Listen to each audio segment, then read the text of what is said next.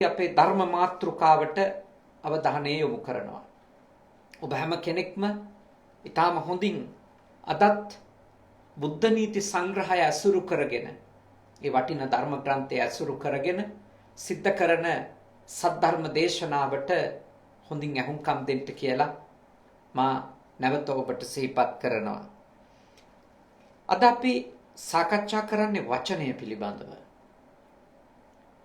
වචනය ගැන භාග්‍යවතුන් වහන්සේ බොහෝ දේශනා ඇතුලේ අපිට අවධාරණයක් කළා.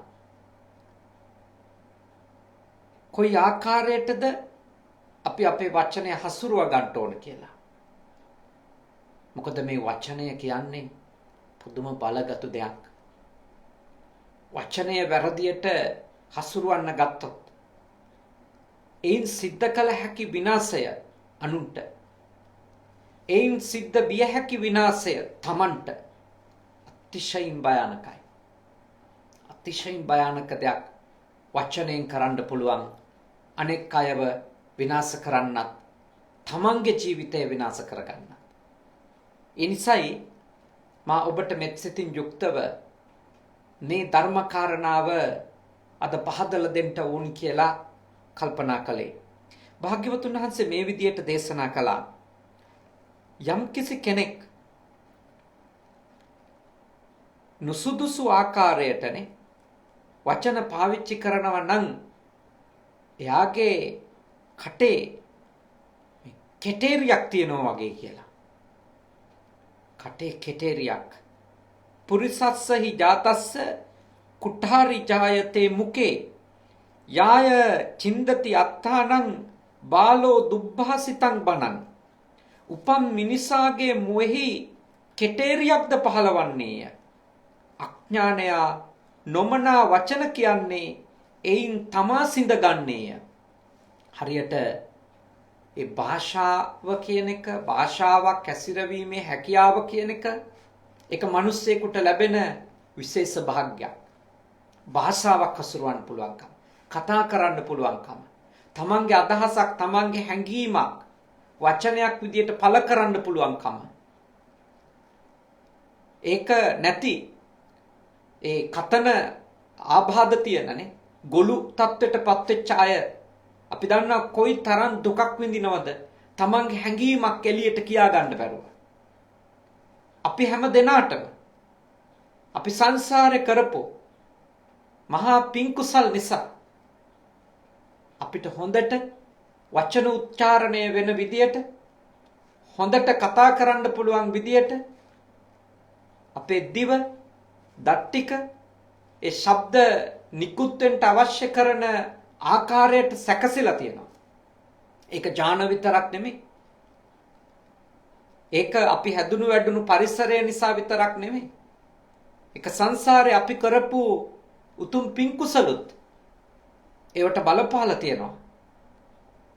අපිට ඒ වගේ කතා කිරීමේ හැකියාවක් සහිතව උප්පත්තිය ලබන්න. හැබැයි භාග්‍යවතුන් වහන්සේ දේශනා කළා වැරදි දේ කියනව නම්, දුර්භාෂිතයක කෙනෙක් යෙදෙනව නම් එයා හරියට කටේ කෙටේරියක් තියාගෙන ඉන්න කෙනෙක් වගේ. ඒ වචන වලින් තමනුත් සිඳ ගන්නවා, තමනුත් විනාශ කර ගන්නවා, අනික් අයගේ ජීවිතත් විනාශ කරනවා. බොරුවෙන්, කේලමෙන්, පරුස වචනෙන්, හිස් වචනෙන් තමන්ගේ ජීවිතයට හානියක් කරගන්නවා විතරක් නෙමෙයි, ඒ වචන නැමැති කෙටේරියෙන් අන් අයගේ ජීවිතවලටත් කොටනවා. අන් අයගේ ජීවිතත් සිඳලා දානවා. තමන්ගේ ජීවිතෙත් විනාශ කරගන්නවා. ඒකයි භාග්‍යවතුන් වහන්සේ දේශනා කළේ බොහෝ මිනිස්සු කටේ කෙටේරියක් එක්ක තමයි ජීවත් වෙන්නේ කියලා.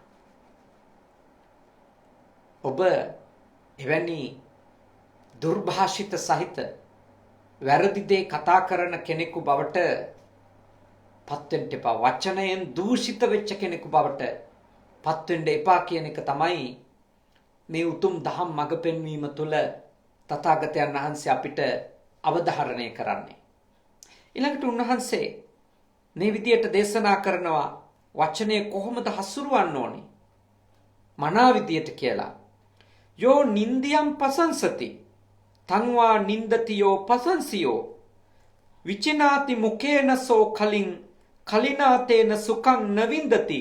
සංයුත්ත නිකාය බ්‍රහ්ම සංයුත්තයේ තථාගතයන් වහන්සේ දේශනා කරන්නේ මේ ගාථා ධර්මය. මොකක්ද උන්වහන්සේ වදාරන්නේ? යමෙක් නින්දා කළ යුතු තැනැත්තාට ප්‍රශංසා කරනවද? ප්‍රශංසා කළ යුතු තැනැත්තාට නින්දා කරනවද? හෙතෙ මේ කටින් පව් රැස් කරයි. ඒ පව් නිසා හෙතෙම සැප විපාක නොලබයි. මොකක්ද එහි අවධාරණය? මේ බුදුරජාණන් වහන්සේ දේශනා කරලා තියෙන්නේ පද හදාද කාට හරි නින්දා අපහාස කර කර ඉන්න කියලාද? නෑ, මෙතන අදහස් කරලා තියෙන්නේ ඒක නෙමෙයි.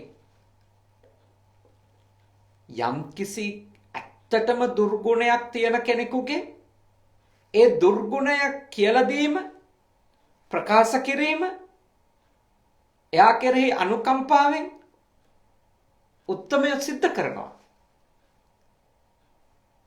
මෙතන නින්දා කියන වචනෙන් අර්ථවත් කරලා තියෙන ඒක.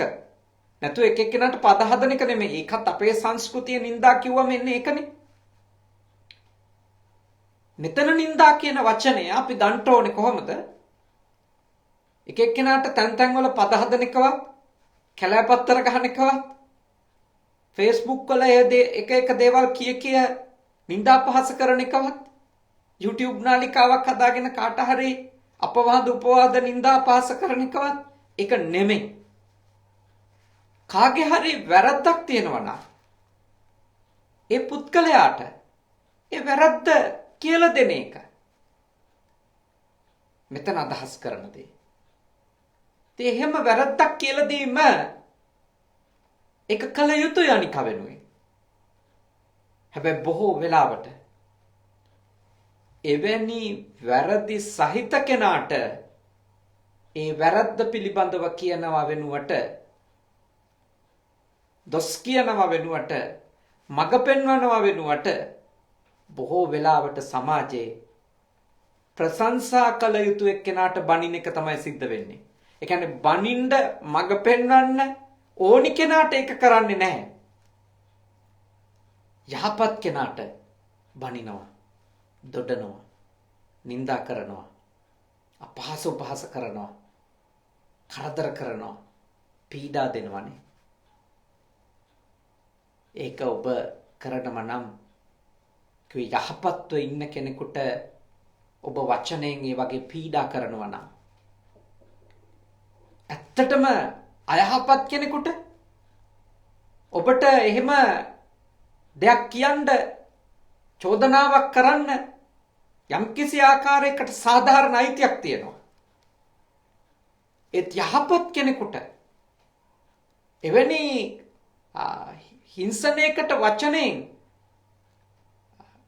කිසිම පීඩාවක් නොකළ යුතු යහපත් කෙනෙකුට ඔබගේ මුවින් පිට වෙන වචන නිසා ඒ වගේ හිංසනයක්, කරදරයක්, අවමානයක්, පීඩාවක් ඔබ සිද්ධ කරමින් ඉන්නවා නම් ඒක ඔබේ බිරිඳට කරත්, ඒක ඔබේ සැමියාට කරත්, ඒක ඔබේ දරුවෙකුට කරත්, ඒක අසල්වැසියෙකුට කරත්, ඒක ගුරුවරයෙකුට හෝ ශිෂ්‍යයෙකුට කරත් ඒක ඔබට කරගන්න වැරද්දක්. බනින්න ඕන නම් බනින්න සුදුසු කෙනාට බනින්න.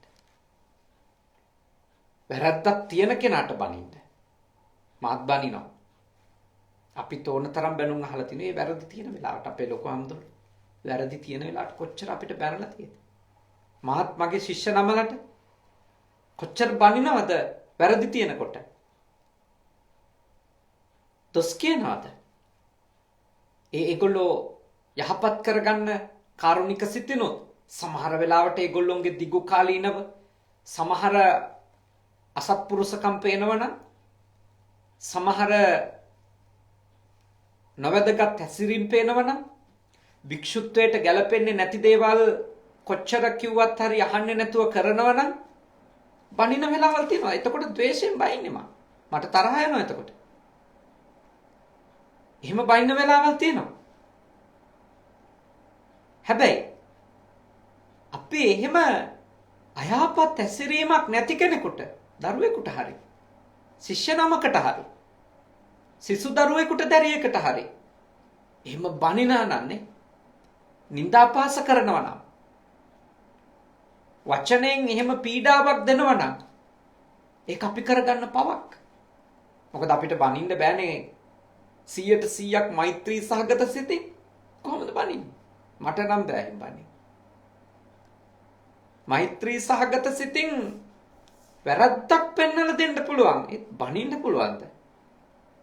බනිනකොට ද්වේෂයක් තියෙනවානේ. ඒ ෂණය හරි තියෙනවා. ඒක දිගින් දිගටම පවත්වාගෙන යන්නේ නැති එක වෙනම කාරණයක්. හැබැයි ඒ කෑ ගහන වෙලාවේ හරි අපේ හිතේ තරහක් තියෙනවා. එතකොට ද්වේෂ මූලිකව තමයි වචන එළියට එන්නේ. එතකොට අනිවාර්යෙන්ම අපිට පව් සිද්ධ වෙනවා. ඒකේ වෙනම පැත්තකින් තියෙන්න පුළුවන්. ඒගොල්ලෝ වැරදි කරනවා, එකෙන් හදා ගන්න ඕනේ. ඇත්තටම ගොඩක් වෙලාවට අපි අවංකව අපි දිහා හැරලා බැලුවොත් අර අනිත් එක්කෙනාගේ වැරදි හැසිරීම නිසා ඇතිවෙච්ච උග්‍ර ද්වේෂයේදී අපිට එනවනේ ආතතිය, ස්ට්‍රෙස් එකක් එනවනේ නේද? පීඩාකාරී තත්වයක් අපේ මනසේ උපදිනවනේ. එතකොට තමයි අපි බනින්නේ කෑ ගහලා. ඒක යහපත් අවස්ථාවක් නෙමෙයි. ඕක අපේ සමීපතමයින්ට අපි යම්කිසි ආකාරයක හෝ කරුණාවකින් එහෙම වැරදි කරාම බනිනවා දොඩනවා කියමුකෝ. ඒත් අපෙන් බාහිර අයට අපි කොච්චර තරහෙන්ද බයිනකොට බනින්නේ? කොච්චර ද්වේෂයකින් අපි බයිනවද? දුර්ගුණ ගැන අපි කොච්චර කෑ ගහලා දොස් නගනවදනේ? ඒ හින්දා මා ඔබට යෝජනා කරනවා කාටවත් නින්දා නොකර ඉන්න. අර ලංකාවේ අපි අර්ථවත් කරන නින්දා නම් කාටවත් කරන්න එපා. කිසිම කෙනෙකුට කරන්න එපා. ඔබ ඒක කරන්න එපා. කාටවත් නින්දා කරන දේවල් වලට දායක වෙන්න එපා. ඒක නොකළ යුතුයි. හැබැයි මම ඔබට මෙත්සිතින් යෝජනා කරනවා කරුණාවෙන්. ඔබ කාට හරි ඇත්තටම වැරද්දකට බයිනවා නම් අඩුම හොයලා බලලා ඒ වැරද්ද එයා කරලද කියලා හරියට දැනුවත් වෙලා බනින්න. නැත්තම් කටට එන පළියට බනින කෙනෙක් වෙන්න එපා. එහෙම වුණාම කොච්චර නිවැරදි කෙනා පීඩා විඳිනවදනේ? Taman එහෙම වැරද්දක් කරලා නැතුව බැනුම් අහනකොට. අනිත් අය ඉස්සරහා අපහසුතාවයට පත් කරනකොට කොච්චර දුක් වෙනවද? කොච්චර විඳවනවද? මම වුණත් එහෙම අවස්ථා තියෙනවනේ. ඕනතරම් අවස්ථා තියෙනවා. නොකරපු වැරදි වලට බැනුම් අහනකොට ඒ තියෙන මානසික පීඩාව මම ඔය අපේ පොඩි නමලගෙන් සමහර වෙලාවල් වලට එහෙම හරි නිශ්චිත අවබෝධයක් නැතුව ඒගොල්ලන්ට බැනලා සමාව ඉල්ලපු අවස්ථා තියෙනවා. මා ගුරුවරයා වුණත්, මා ආයතනයේ ප්‍රධානියා වුණත් මම නිස්කාරණේ බැනලා සමාව ඉල්ලලා තියෙනවා. චූටි නමලගෙන්, පොඩි නමලගෙන් මගේ ගාව හැදෙනව වැඩෙනවනේ. තව දරුවෝ කීප දෙනෙකුත් ඒ දරුවන්ගෙනුත් සමහර වෙලාවල් වලට වැරදි නිගමන මත ඒ වගේ බැනීම, ඒ වගේ යම්කිසි ආකාරයක ඒ ළමයාට පීඩාවක් කිරීමක් නේ කරලා තියෙන්නේ. ඒකට සමාව ඉල්ලලා තියෙනවා. ඇයි ඉතින් අපි නිවැරදි කෙනෙකුට බනින එක, දොස් කියන එක, අපේ වචන පාවිච්චි කරලා පීඩා කරන එක වැරදිනේ. ඒක නොකළ යුතුයි. නිවැරදි කෙනා අපෙන් එහෙම බැනුම් අහලා සමහර විට දුක් විඳගෙන තමන්ගේ අයිතිය වෙනුවෙන් කතා කරන්නවත් නැතුව ඉන්න අපේ බලය ගාවනේ. අපේ ආයතන ප්‍රධානියා නිසා, ඔබ අම්මා නිසා, ඔබ තාත්තා නිසා. ඔබ ඉස්සරහා කතා කරන එක, ඔබ ඉස්සරහා අසාධාරණයට හරි එරෙහි වෙන එක වැරදි කියලා ඒගොල්ලෝ අම්මා තාත්තට තියෙන ගරුත්වය නිසා කොච්චර දරාගෙන ඉන්න ළමයි ඉන්නවද? ඒ හින්දා ඔබ කෙනෙකුට බනිදී, දොස් කියති, අවමන් කරති, ඔබ පවක් කරගන්න එපා. හරියටම බලන්න. හරියටම විමසිලිමත් වෙන්න. මේ දොස් කියන්නේ දොස් කිව යුතු කෙනාටද? මේ වැරද්ද පටවන්නේ වැරද්ද කරපු කෙනාටද? නැතිනම් තමන් හදාගත්තු හිතලුවක් ඇතුළේද? නැත්තම් තමන්ගේ ඔළුවේ තියෙනවනේ සමහර අය ගැන නිගමන. මෙයා හොඳයි මෙයා නරකයි. මේක කරන්නේ මෙයාමයි. ඒ විදිහේ අපිට තියෙනවනේ නිගමන. අරයා නම් කීයටවත් කරන්නේ නැහැ. මෙයාම තමයි කරලා ඇත්තේ. එහෙම කියලා ගෙදර ඉන්න දරුවෝ ගැන වුණත් සමහර දෙමව්පියන්ගේ සමහර නිගමන තියෙනවානේ. මොකද අවස්ථා කීපයක් එයා යම් යම් වැරදි කරලා අහුවෙලා තියෙන නිසා ගොඩාක් වෙලාවට දෙමව්පියෝ හිතනවා හැම වැරද්දක්ම කරන්න යා කියලා. ඒක කරන්න එපා. එහෙම නිගමන වලට එන්න එපා. ඒක ළමයින්ට කරන වැරද්දක්. සමහර විට ඒ ළමයා සදාකාලිකවම දෙමව්පියන්ට ද්වේෂ කර ඉන්න තත්ත්වයට උනත්පත් වෙන්න පුළුවන්. දෙමව්පියන්ට ද්වේෂ නොකරත් තමන්ට දිගින් දිගටම සිද්ධ වෙන අසාධාරණෙත් එක්ක ස්ට්‍රගල් කරලා මනසින් විඳෝලා එයා රෝගියෙක් වෙන්න පුළුවන්. ලොකු හීනමානයක් ඇති වෙන්න පුළුවන්. සමාජයට ද්වේෂ කරන කෙනෙක් වෙන්න පුළුවන්. ඒ වගේම ඒ ඇතිවෙන චෛතසික ඇතුලේ මහා අතෘප්තිමත්කමකින් ඉන්නකොට අපි දන්නේම නැතුව එයාගේ අධ්‍යාපනයේ කඩාකප්පල් වෙන්න පුළුවන්. එයාට සියලු දෙනාගෙන් අයින් වෙලා ඉන්න, තනි වෙලා ඉන්න හිතෙන මානසිකත්වයක් ඇති වෙන්න පුළුවන්. ඒ වගේ දරුණු මානසික ප්‍රශ්නවලට දරුවෙක් වුණත්, කාන්තාවක් වුණත්, පිරිමියෙක් වුණත් නිස්කාරණේ බැනුම් අහනකොට, නොකරපු දේවල් වලට බැනුම් අහනකොට, නින්දා මින්දිනකොට, දිගින් දිගටම ඒක වෙනකොට එක සැරයක් දෙසරයක් සමහර විට ඒක සාමාන්‍ය වෙයි. ඒත් ඒක දිගටම වුණොත් ඒ දරුවා, ඒ කාන්තාව, පිරිමියා කවුරුණත්, හාමුදුරුවෝ, ගිහියා කවුරුණත්, සල්ලි තියෙන මිනිහා, දුප්පතා කවුරුණත් මානසිකව ගොඩක් වැටෙන්න පුළුවන්.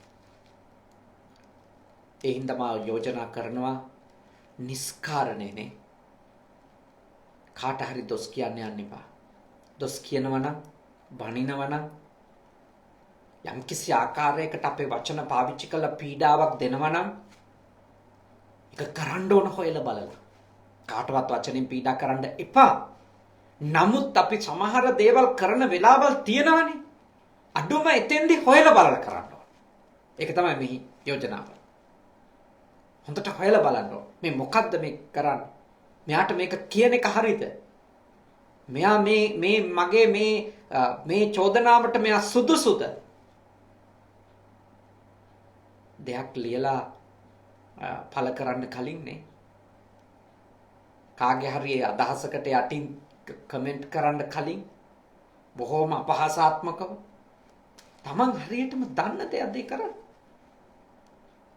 ඒක තමන්ගේ අත්දැකීමද? නැත්නම් අතන මෙතන කියපු ගොසිප් අහුලගෙනද? අනුන් කියපු දේවල් මතද මේ තමනුත් දඟලගෙන අනුන්ට අපහාස කරන්නේ? අනුන්ට නිඳා කරන්නේ? ඇහැට දැක්කද? කනට ඇහුණද තමන්ට? තමන්ගෙම ඒක තමන්ගේ අත්දැකීමක්ද? තමන්ට ප්‍රත්‍යක්ෂ වෙච්ච දෙයක්ද? එහෙම වුණත් අපි කියමුකෝ ප්‍රත්‍යක්ෂ වුණා. ඔව් මෙයා මේ වැරද්ද කරනවා කියලා මම යෝජනා කරනවා. තැන්වල අතන මෙතන මාධ්‍ය ඇතුලේ කාටවත් නිඳා කරන, අපහාස කරන, උපවාද කරන කෙනෙකු බවට පත් වෙන්න එපා. කවදා හරි තමන්ටත් ඒ తত্ত্বය එන දවසක තේරෙයි කොච්චර වැරද්දක්ද කරගත්තේ කියලා. ඒක තේරෙයි. ඉන්සා බුද්ධිමත් වෙන්න. මේ භාග්‍යවතුන් වහන්සේ අපිට වචනයෙන් අපිට අපරාධ කරගන්න එපා කියලා කිව්වේ. ඒ මොකද හේතුව අපි අනිකාට අපරාධ කරනකොට වචනේ පාවිච්චි කළා. අපිට විශාල හානියක් පළමුවෙන්ම කරගන්නවා. විශාල අකුසලයක් අපි රැස් කරගන්නවානේ. ඒ නිසා බුද්ධිමත් වෙන්න ගැන. ඒ ගැන ගොඩක් කල්පනාකාරී වෙන්න. ඔබගේ වචන පාවිච්චි කරද්දී ඊළඟට භාග්‍යවතුන් වහන්සේ දේශනා කරනවා මේ විදියට. සුභාසිතං උත්තම මාහු සන්තෝ ධම්මං වනේ නා ධම්මං තන් ဒ ුතියං. හොඳ කතාව නේ. උතුමයි සත්පුරුෂයෝ කියනවා කතා කරනවා නම් සුභාසිතයක්ම කතා කරන්න. කතා කරනවා නම් හොඳ දෙයක්ම කතා කරන්න. යහපත් ධර්මයක්ම කියන්න. නිවැරදි ධර්මයක්ම කියන්න.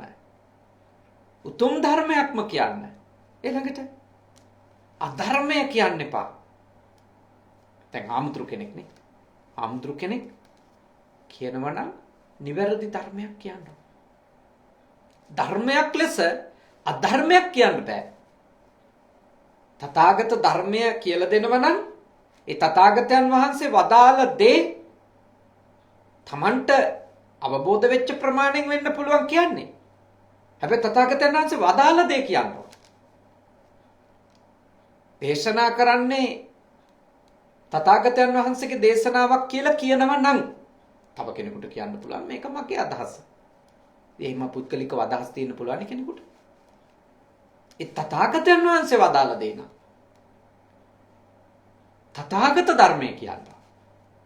තථාගතයන් වහන්සේගේ ධර්මය. දැන් මම ඔබට උපුටා දක්වමින් කියන්නේ ඇයි මේවා? මේ ගාථා ඉදිරිපත් කරන්නේ ඇයි? අපිට මේ දේශනා තථාගතයන් වහන්සේගේ දේශනා කියලා තහවුරු කරගන්න තියෙන ක්‍රමේ තමයි පාලි ත්‍රිපිටකයනේ. ඉතින් අපි පාලි ත්‍රිපිටකයෙන් ගාථා උපුටා දක්වමින් ඔබට අවධාරණය කරලා දෙනවා මේ කියන දේ මගේ අදහසක් නෙමෙයි කියලා. ඒකයි ඒ ගාථා උපුටා දක්වන්නේ. මේක තථාගතයන් වහන්සේ වදාළ දෙයක් ලෙස අපේ සම්ප්‍රදාය පිළි අරගෙන තියෙනවා. පාලි ත්‍රිපිටකයේ තියෙන ධර්ම සමහර දේශනා ඍජුවම උතුම් මහරහතන් වහන්සේලගේ දේශනා කියලත් පාලි ත්‍රිපිටකයේ අන්තර්ගත වෙනවා. ඒක දේශකයින් වහන්සේලා පැහැදිලි කරනවා. මේ සාරිපුත්ත මහරහතන් වහන්සේගේ දේශනයක්. මේ තථාගතයන් වහන්සේගේ දේශනයක්. මේ ආනන්ද තෙරුන් වහන්සේගේ දේශනයක් කියලානේ. ඒ ඇයි ධර්මයක් ලෙස සත්පුරුෂේ කවදාවත් අධර්මයක් කියන්නේ. අධර්මයක් කීමෙන් Tamanට අනර්ථයක් වෙනවා. ධර්මයේ ලෙස අධර්මයේ කීමෙන් Tamanට අනර්ථයක් වෙනවා. ඒ නිසායි සත්පුරුෂයා කවදාවත් ධර්මයේ ලෙස අධර්මයේ කියන්නේ නැත්තේ. කියලා දෙනවා නම් ධර්මයක්ම කියනවා නේ. ධර්මයක්මයි කියන්නේ. මම සූදානම් නැහැ නේ පුතුන් එකේ සජීවීව ඇවිල්ලා සම්ප්‍රප්පලාප කියවෙයි. එක්කෝ ඔබේ ලෞකික ජීවිතේ අර්ථවත් කරගන්න තථාගතයන් වහන්සේගේ දැන් උතුම් සද්ධර්මයෙන් හරි මා ලබාගෙන තිබෙන ඥාණයෙන් හරි මගේ දැනුමින් අවබෝධයෙන් හරි යම් උපදේශයක් දෙනවා. එහෙම නැත්නම් නිවන් මඟ සපුරා ගන්නට තථාගතයන් වහන්සේ වදාළ ධර්මෝපදේශකය කියලා දෙනවානේ. ධර්මෝපදේශනය කියලා දෙන එච්චරයි. එතකොට අපි වචනයෙන් අපිට අනර්ථ කරගන්නේ. අපි වචනයෙන් හොඳ දෙයක්ම කරනවා. යහපත් දෙයක්ම කරනවා. දැන් අත මේ අසල පුතාගේ 3 මාසේ පින්කම වෙනුවෙන් ඒ අදවත් අම්මා අදවත් පියාණන් ඒ දරුවෝ ඒ පවුලේ අනිත් අය එකතු වෙලා යහපත් දෙයක් කියලා දෙන්නනේ. නිවැරදි දෙයක් කියලා දෙන්න. දායකත්වයක් අරගෙන කටයුතු කරනවා. ඒ මොකද හේතුව?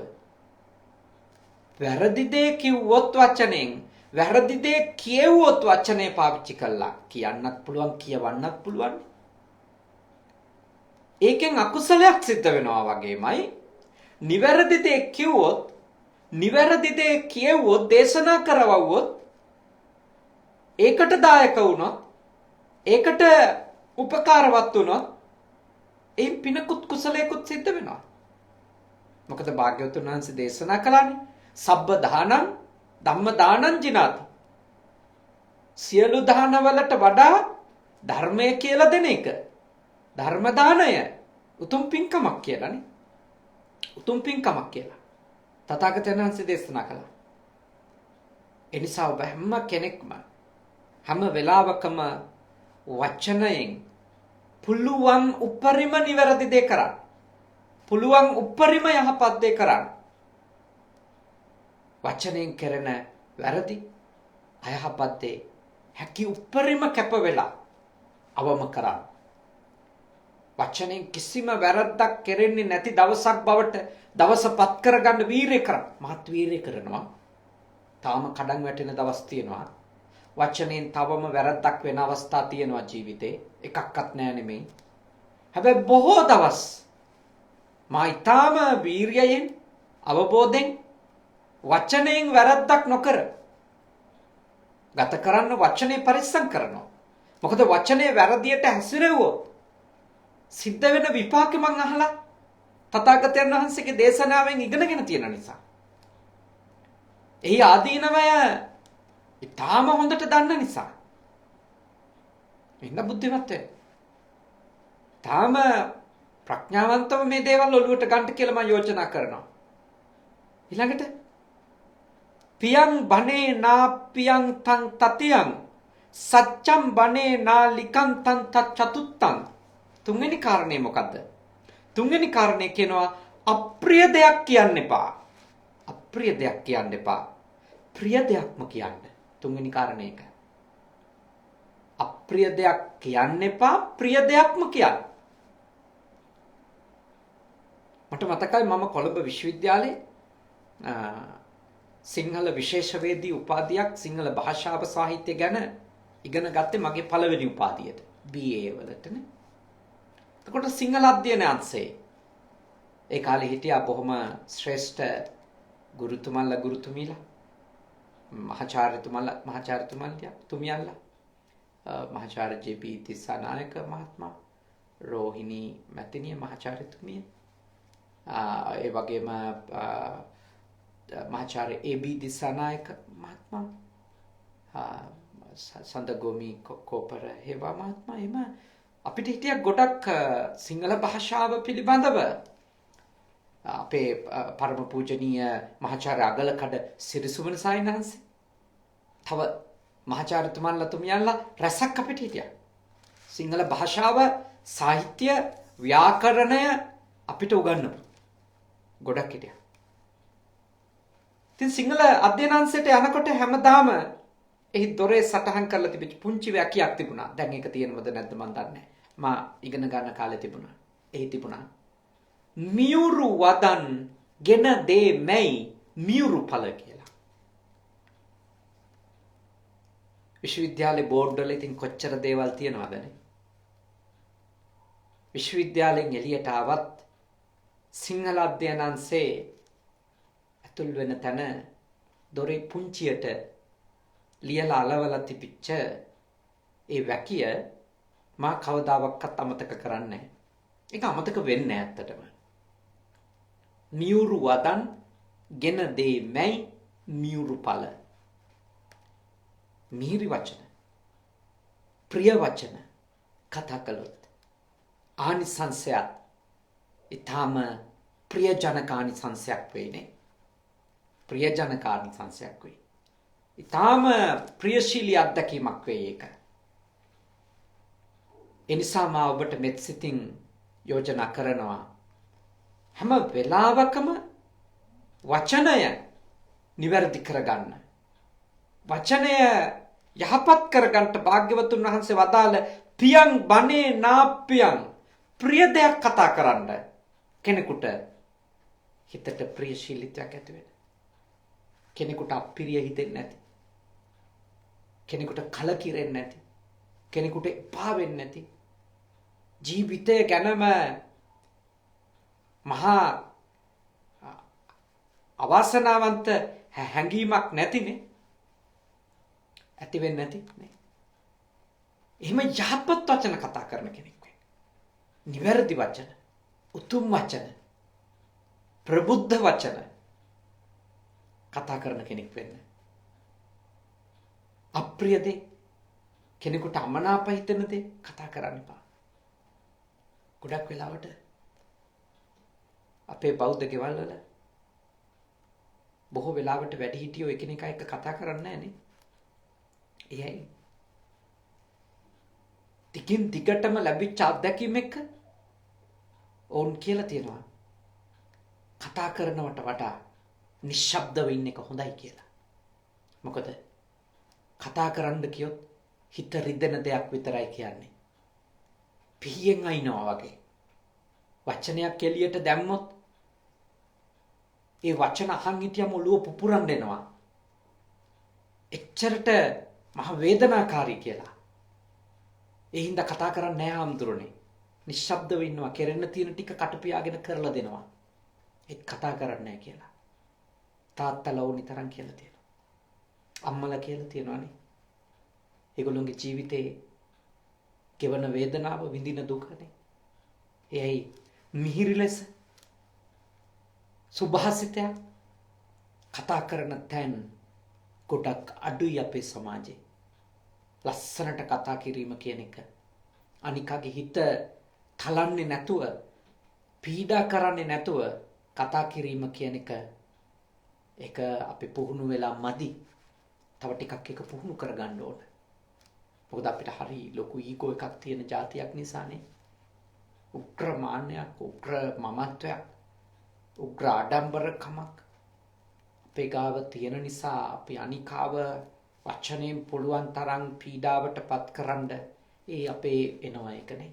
ඒ අපේ જાතියේ තියෙන ලොකුම අඩුවක්. ඒක හදා ගන්න ඕනේ. ඒකයි කියන්නේ. ප්‍රිය දේ කතා කරන්න. වචන වලින් කෙනෙකුට අප්‍රසන්න ජීවිතේ අප්‍රිය වෙන දේවල් කියන්න එපා. ඒකයි සරලව කියන්නේ. උදේ පාන්දර දවසම එපා කරන ඒවා කියන්න එපා. කියන්න එපා විතරක් නෙමෙයි දැන් ඉතින් ටයිප් කරන්නත් පුළුවන් නේද SMS ඒවා කරන්න එපා. පුළුවන් තරම් වචන පරිස්සමට පාවිච්චි කරන්න. යහපත්ව පාවිච්චි කරන්න. නිවැරදිව පාවිච්චි කරන්න වචන. ඊළඟට භාග්‍යවතුන් වහන්සේ දේශනා කරනවා සත්‍යම් බණේ සත්‍යක්ම කියන්න. නාලිකං තං චතුත්තං බොරු කියන්න එපානේ. අසත්‍ය කියන්න එපා. සත්‍ය කියන්න. හරි අමාරු දෙයක්. සත්‍ය කියලා අසත්‍ය නොකිය ඉන්න එක ඉතාම දුෂ්කර දෙයක්. ඇත්ත කතා කරලා බොරු නොකිය ඉන්න එක. ඒකනේ භාග්‍යවතුන් වහන්සේ අපිට ඒ දුෂ්කර දෙය පුහුණු කරගන්න කියලා යෝජනා කරන එක දුෂ්කරයි. ඇත්ත කතා කරලා බොරු නොකිය ඉන්නවා කියන එක ඒක දුෂ්කර දෙයක්. මොකද අපේ පැවැත්ම පිළිබඳව ප්‍රශ්න එනකොට පැවැත්මට බාධා එනකොට අපි පැවැත්ම තහවුරු කර ගැනීම වෙනුවෙන් සමහර විට ඇත්ත කතා නොකර බොරු කියන තත්ත්වයට වැටෙනවා. ඒත් භාග්‍යවතුන් වහන්සේ අපිට ඉගැන්වුවේ එහෙම වෙන්න එපා කියලා. එතෙන්ට වැටෙන්න එපා. පුළුවන් හැම වෙලාවකම උත්සාහ කරමු සත්‍ය කතා කරන්න. අඩුම සත්‍ය කියන්න බැරි නම් කට පියන් ඉන්න. බොරු කියන්න තුනේ. පුළුවන් තරම් එවැනි අවස්ථාවල් මගහැරලා බොරු කියලා අනිත් එක්කෙනාව රවටන්න යෙදෙන අවස්ථාවල් වලින් පුළුවන් තරම් අයින් වෙලා ඉන්න බලන්න. පුළුවන් තරම්. ඒ සීලේ බිඳ වැටුනොත් ආයෙත් සමාදන් වෙන්න. ආයෙත් සමාදන් වෙන්න. කංහරි අසත්‍යයක් කියවුණොත් සමාදන් වෙන්න ආපහු. වැරද්ද කමා කරගෙන සමාදන් වෙන්න. පුළුවන් තරම් වීරය කරන්න ඇත්ත කියන්න. ඇත්ත එක ජීවත් වෙන්න. ඒක ඔබට මහා සැනසෙල්ලක් වෙයි. ඊළඟට භාග්‍යවතුන් වහන්සේ දේශනා කරනවා තමේව වාචම් වාසෙය්‍ය යායත්තානන්න තාපයේ පරේචන විහිංසෙය්‍යෝ සචේ වාචාය සුභාසිතා යම් වචනයකින් තමා නොතවාද අනුන්ට හිංසාවක් නොකරේද ඒ වචනයම කියන්නේය ඒකාන්තයෙන් ඒ වචන යහපත් වචනය.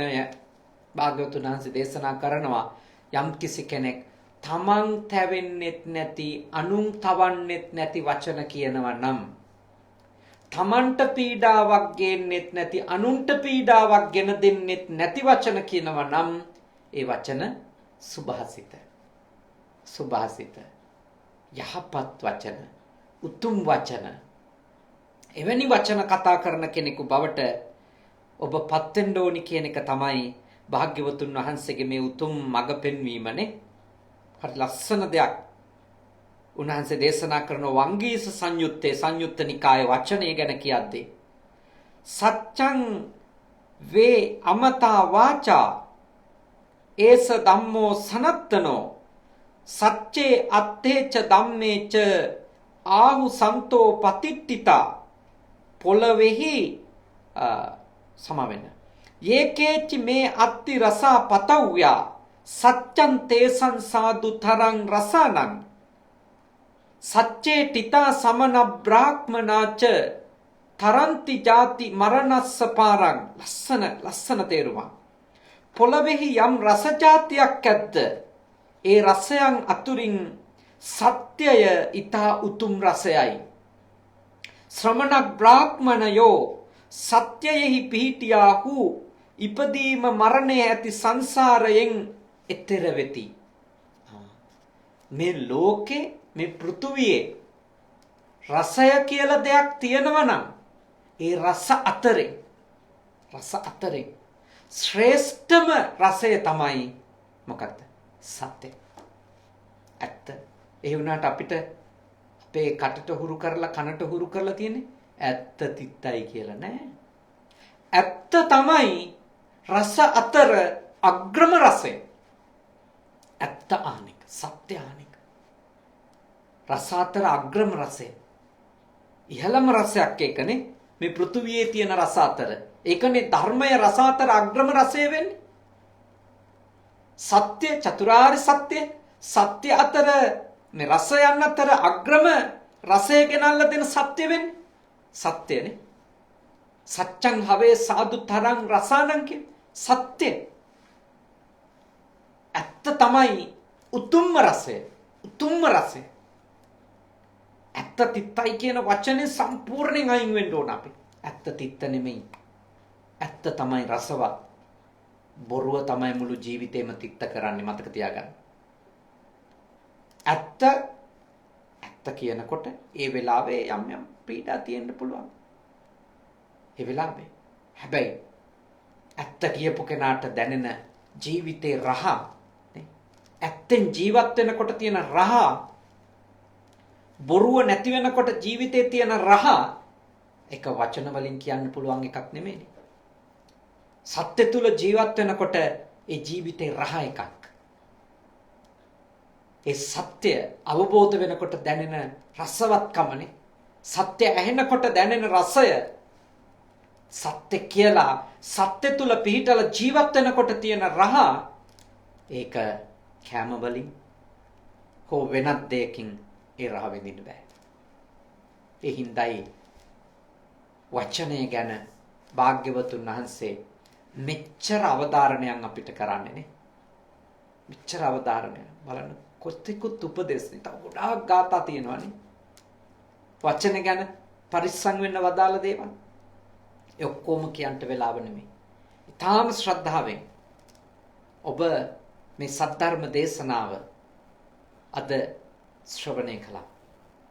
මේ දේශනාව ශ්‍රවණය කළේ විශේෂයෙන්ම කොළඹ නාලන්දා විද්‍යාලයේ හිටපු ශිෂ්‍ය නායකයෙක් ලෙස කටයුතු කරපු, ඒ වගේම හොඳ ක්‍රීඩකයෙක්, බොහෝ තරඟ වලින් ජයග්‍රහණය කරපු, කුසලතා පරිපූර්ණ ප්‍රතිභාපූර්ණ හොඳ ක්‍රීඩකයෙක්, නාලන්දා විද්‍යාලයේ ක්‍රීඩා නායක ලෙස කටයුතු කරපු ආදි ශිෂ්‍යයෙක්, හොඳට අධ්‍යාපනය ලැබපු ඇසල මැදවත්ත තරුණ දරුවා, ආදරණීය පුතණුවන් උසස් පෙළ ලියලා මගේ අවබෝධයේ හැටියට ප්‍රතිඵල එනකොට ඒ දරුවා අභාවයටපත් වෙලා, ඉතින් ඒ ඇසල මැදවත්ත, ඇසල චමුදිත මැදවත්ත ආදරණීය පුතණුවන්ට පින් අනුමෝදන් කරන්ටයි ටෙරන්ස් මැදවත්ත පියාණන්, දීප්ති මැදවත්ත අම්මා, ඒ වගේම බිනර මැදවත්ත සොහයුරා,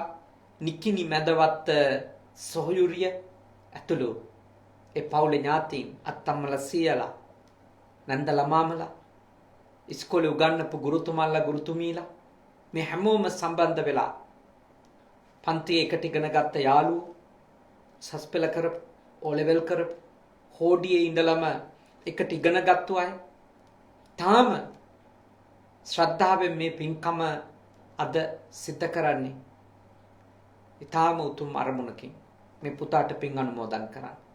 අවුරුදු 19ක් වගේ කෙටි ආයුෂ ප්‍රමාණයක් භුක්ති විඳලා ඒ දරුවා භාවයටපත් වුණා. අම්මට තාත්තට හිත හදාගන්න පුළුවන්කම තිබෙනවා. මොනවා හිතලද? ලෝකේ කවුරු දන්නේ නැති වුණත් ඔබේ දරුවා සීලවන්තයි කියන එක ඔබ දන්නවා. කවුරු දන්නේ නැති වුණත් ඔබේ දරුවා ශ්‍රද්ධාවන්තයි කියන එක ඔබ දන්නවා. ලෝකේ කවුරු දන්නේ නැති වුණත් ඔබේ දරුවා පරිත්‍යාගශීලී ත්‍යාගවන්තයි කියන එක අම්මයි තාත්තයි දන්නවා. ලෝකේ කවුරු දන්නේ නැති වුණත් ඔබේ දරුවා ජීවිතය ගැන ධර්මයේ ශ්‍රවණය කරලා ප්‍රඥාව දියුණු කරගත්ත දරුවෙක් කියන එක අම්මයි තාත්තයි දන්නවා. ඔය ගුණ ටික ඔබේ දරුවා ගාව වැඩිලා තිබුණානේ. ඔහු ඇති කරගත් අනික් බාහිර කුසලතා ඒවා සංසාරේ නැවත එයා ඉපදිච්ච හැම භවයකදීම ඒවා මතුවලා ඒ අවස්ථාවේ යෙදුණා. හැබැයි එයාගේ ක්‍රීඩා කුසලතාවත් අධ්‍යාපනික ඥානයවත් නෙමෙයි එයාගේ පරලෝක ජීවිතයට ඊළඟ භවය සුවපත් කළේ. ඒ තමයි පුංචි කාලේ ඉඳලා අම්මා විදියට ඔබ තාත්තා විදියට ඔබ ඒ දරුවා පන්සිල් රකින්න පුහුණු කරගත්තු එක.